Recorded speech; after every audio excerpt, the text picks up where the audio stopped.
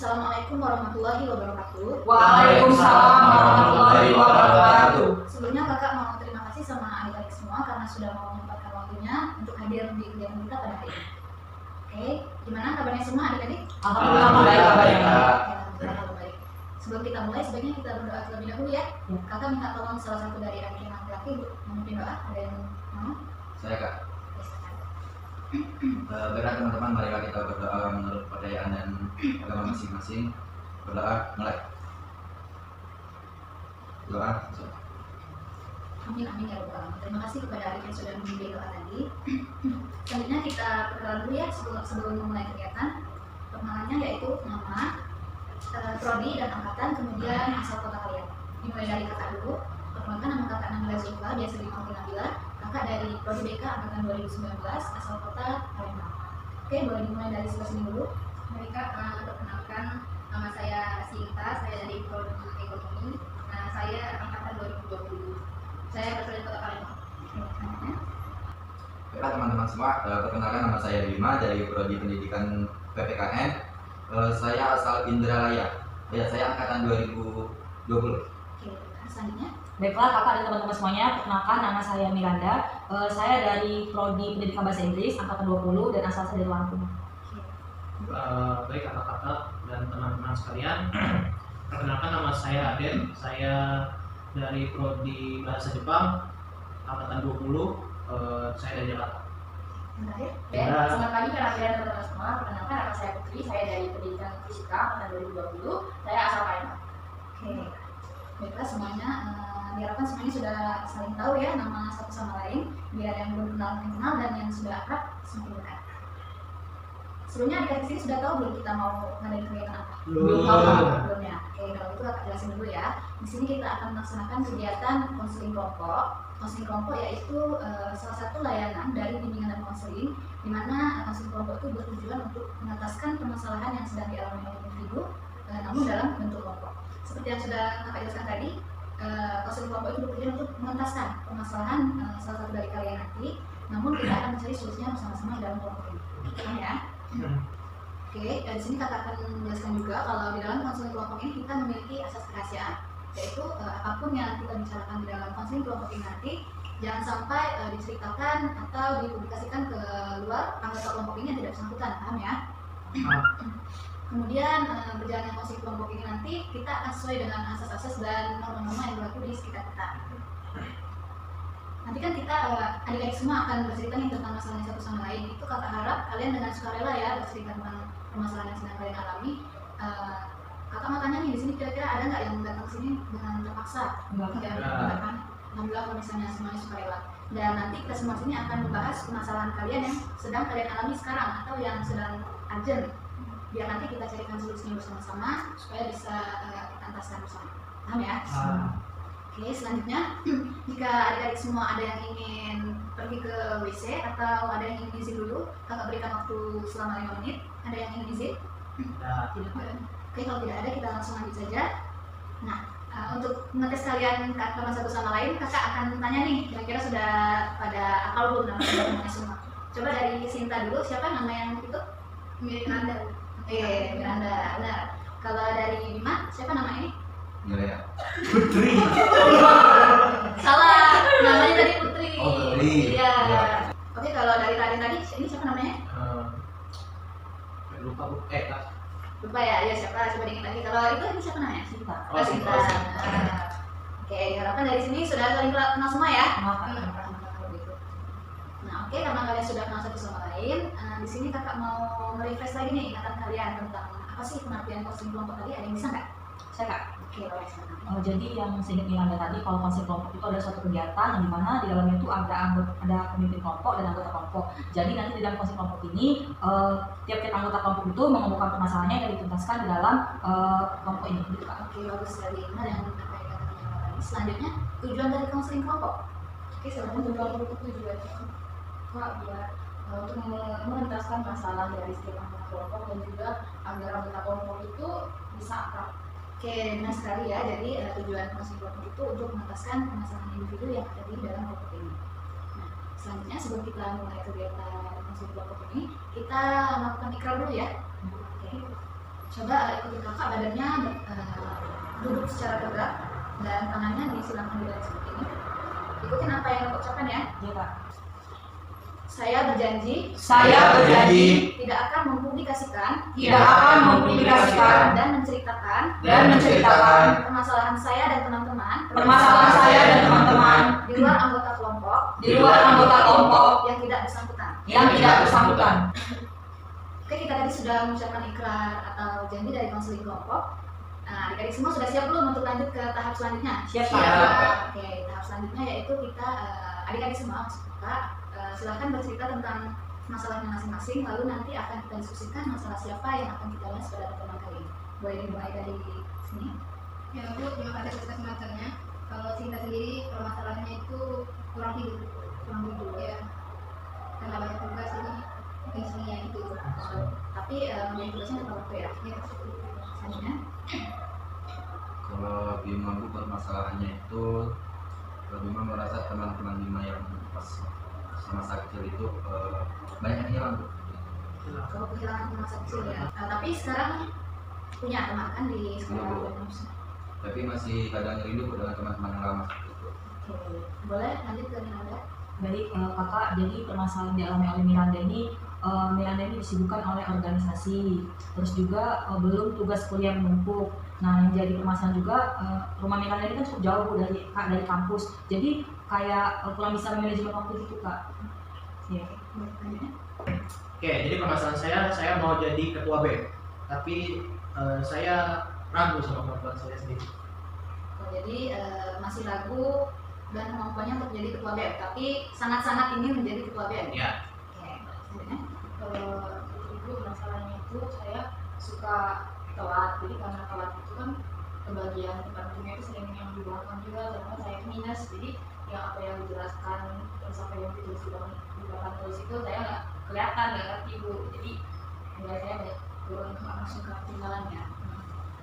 Oke, adik-adik semua sudah menceritakan nih masalahnya masing-masing. Sekarang kita akan diskusi atau voting masalah siapa yang akan kita bahas pada hari ini. Ini boleh dari Kalau menurut Sinta masalahnya Putri ya, karena di belakangnya. iya. Boleh Bima? Kalau Bima sama Bu seperti Sinta seperti karena kita kan belum tahu dia terangnya kenapa seperti itu. Jadi belum dibahas. Kalau Miranda? Iya Bu, sama saya juga terkait dengan masalah Putri Bu. Putri ya. Saya memilih permasalahan Bima karena saya rasa Bima bukan temannya yang hilang, tapi dia merasa kehilangan sosok temannya karena sudah berpisah gitu kan, beda kehidupan. Tapi kita serahkan lagi kalau masalah Bima. Kalau dari Putri, masalah saya di Oke, jadi menurut diskusi dan voting kita di pertemuan kali ini, kita akan membahas masalah dari Putri. Pada Putri, mohon dijelaskan kembali masalahnya. Jadi saya itu telat biasanya karena saya sering berjalan itu bukan karena belajar, karena saya sering main HP itu kan udah kalau main Twitter itu lupa sama jam. Kalau misalnya makan ngantuk udah jam itu udah jam 1, jam 2. Kalau misalnya saya tidur masih suka bangun pas saat subuh, cuma habis saat subuh tidur lagi Bu. Jadi makanya sering telat, karena telat itu teman-teman kelas saya kan ambis semua Bu, karena itu kayak kelas yang bilang gitu. Jadi mereka kalau PR rebutan itu udah di depan, saya karena telat kebagian yang di belakang itu, sedangkan saya itu makanya minus karena sering main HP juga kan malam-malam gitu buat-buatan. Oke, tadi Putri sudah menceritakan permasalahannya. Nah, kakak minta dari teman-teman sekalian nih untuk bertanya terkait permasalahan Putri. Boleh dari Sinta? Baik, jadi aku mau nanya sama Putri. Misalnya nih kalau kamu main HP kali itu gimana? Kayak kalau saya sehari nggak main HP itu, saya kayak ngerasa ketinggalan terus. Oke, selanjutnya Bima, boleh bertanya. Baik Bu, jadi Putri main HP sampai larut malam itu nggak ada yang pernah negur seperti itu? Saya itu kalau main HP kan di kamar, saya kan itu sendiri. Kalau di kamar itu dikunci, jadi nggak pernah dicek. Kalau orang tua ngecek juga kan paling jam 9 atau jam 10 terakhir, soalnya mereka juga mau pergi tidur kan, jadi mereka tuh nggak tahu kalau saya itu masih bangun tadi yang ngelakuin gua. Oke, selanjutnya boleh Miranda. Putri, kalau boleh tahu mulai merasa, kan bisa dibilang kecanduan main HP itu tuh mulai dari kapan ya kalau boleh tahu? Mulai dari pas awal dapet HP sih, sekitar kelas 11 atau kelas 10, kelas 11. SMA ya? Iya. Oke. Oke, boleh kalian selanjutnya. Putri, kamu pakai kacamata nggak? Iya, saya pakai kacamata udah dari kelas berapa ya? Di kelas 11 kalau nggak salah udah ada kacamata, cuma saya tuh nggak suka pakai kacamata. Kelihatan kayak kelihatan culun gitu loh kalau pakai kacamata, jadi jarang saya pakai. Malam-malam juga kalau main HP nggak pernah saya pakai, di kelas juga nggak pernah saya pakai. Kalaupun saya pakai itu udah nggak seterang dulu, kayaknya minusnya itu udah bertambah. Oke, teman-temannya semua tadi sudah bertanya terkait permasalahan Putri. Selanjutnya kita kasih saran nih ke Putri tentang permasalahan Putri. Dari sini. Kalau dari Sinta sendiri Bu, Kak, kalau lebih baiknya kalau Putri itu memanajemen waktunya untuk main HP itu jam berapa gitu, harus mulai juga jam berapa, tidur jam berapa, bikin jadwal itu. Waktu ya, kalau 5. Kalau dari Bima suka yang pertama tadi itu mungkin main HP-nya tuh pas bareng-bareng sama keluarga gitu kan. Jadi waktu selesai main HP itu udah capek lah, jadi bisa langsung tidur, nggak sampai larut malam seperti itu. Terus kalau Miranda, Kalau dari Miranda Kak, yang harus pertama dirubah dari diri Putri itu yang pertama mengurangi kebiasaan bermain HP-nya sampai larut malam. Karena kan itu yang menjadi faktor kenapa dia suka kesiangan, suka datang ke sekolah, ke kampus juga terlambat, dapat tetap duduk yang akhiran. Jadi Putri itu kalau bisa main penggunaan HP-nya itu diminimalisir. Nah terus karena Putri tadi itu minus, ya kalau bisa konsumsi makan-makanan yang mengandung vitamin A, kayak makan wortel, terus minus tomat, ya mungkin walaupun nggak instan tapi bisa mengurangi minus makannya si Putri sebenarnya gitu kan. terakhir dan Miranda. Ya, kalau saya sih lebih ke kontrol ke matanya, karena mungkin kalau kecanduan HP-nya itu agak susah dihilangin ya.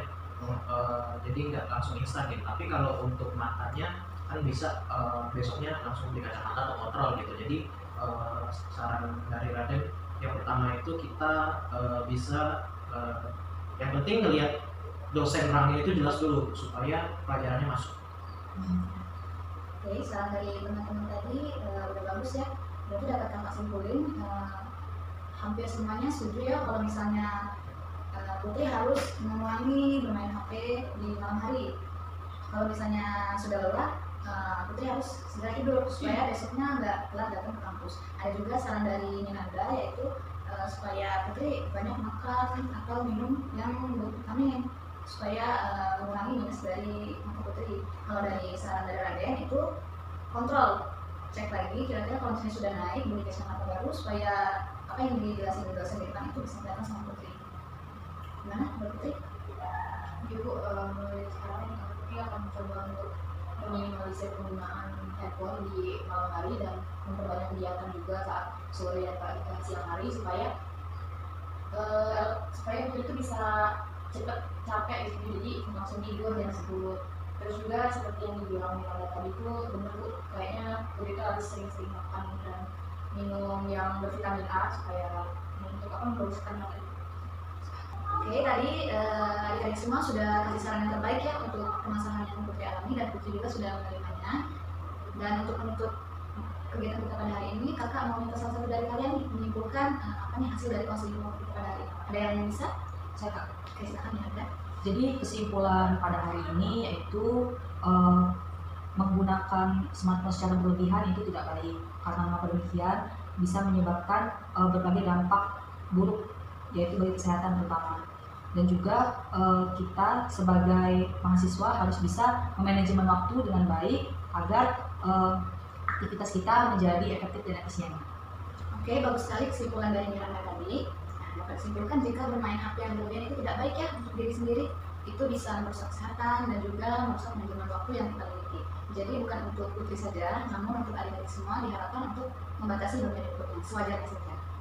Oke, selanjutnya untuk menutup nih kegiatan kita pada hari ini, kakak mau minta pesan dari kalian dulu dong melaksanakan konseling kelompok yang pertama pada hari ini. Boleh dari Sinta? Baik Kak, terima kasih atas kesempatannya. Jadi pesan dari Sinta itu untuk teman-teman semuanya untuk jaga kesehatan, jangan sering main HP, terus juga jangan lupa ngerjain tugas. Kalau kesannya saya senang banget bisa ikut konseling kelompok pada hari ini karena dapat relasi baru juga. Selanjutnya, Baik Kak, kesan dari Bima senang karena bisa ikut dalam konseling kelompok ini karena Bima bisa dapat teman-teman baru. Nah pesannya itu Kak, semoga konseling kelompok ini nantinya terus diadakan lagi agar teman-teman Kenapa kenapa? aku kan coba teman biar tidak yang lagi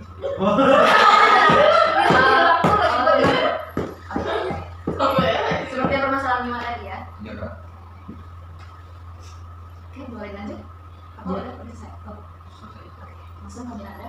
Jadi kesan-kesan dari aku, kalau kesannya itu aku pertama senang karena di sini juga selain aku bisa mengeluarkan permasalahan aku, juga masih terdapat aku untuk permasalahan teman, terus juga menambah teman baru juga Kak. Nah terus itu kalau kesannya semoga kegiatan kita kedepannya itu lebih efektif lagi dan juga bukan buat Putri aja dan buat teman-teman yang lainnya, semoga kita bisa menjadi pribadi yang lebih baik lagi dan bisa manajemen waktu dengan baik.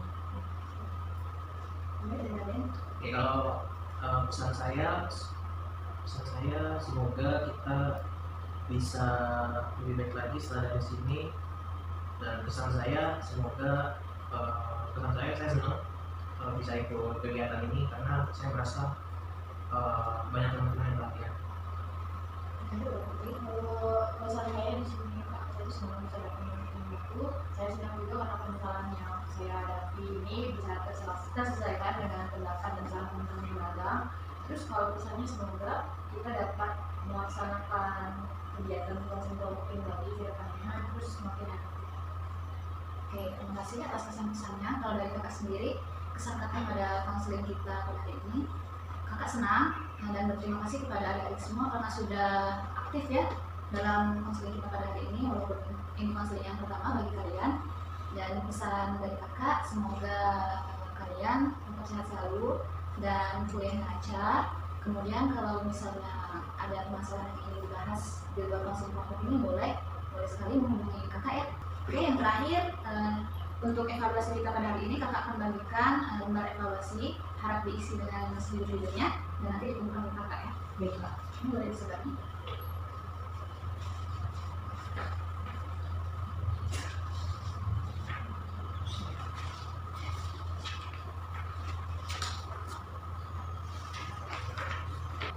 Oke, baiklah semuanya. Terima kasih atas kehadirannya pada hari ini. Sebelum kita akhiri, marilah kita ucapkan hamdalah. Alhamdulillahirobbilalamin. Kakak kami undur diri. Apabila ada salah kata kakak mohon maaf. Pada Allah kakak mohon ampun. Wabillahi taufiq wal hidayah. Wassalamualaikum warahmatullahi wabarakatuh. Waalaikumsalam.